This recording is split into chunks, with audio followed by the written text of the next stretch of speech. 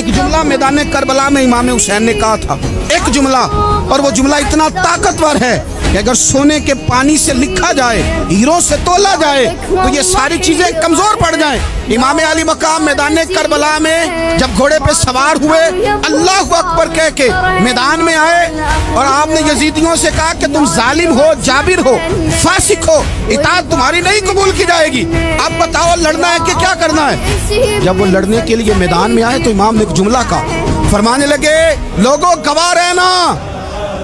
آج میں نے عزتیں خرید لی ہیں اور ذلتیں دور کر دی ہیں۔ عزت ہے ہمارے پاس، عزت، ذلت دور ہو گئی۔ اگر اس کے ظلم سے چھپ کے بیٹھ جاتے، اگر ان تلواروں کے سامنے کمزور پڑ جاتے، اگر اس بڑے لشکر کو پیٹھ دکھا دیتے تو یہ عزت والا معاملہ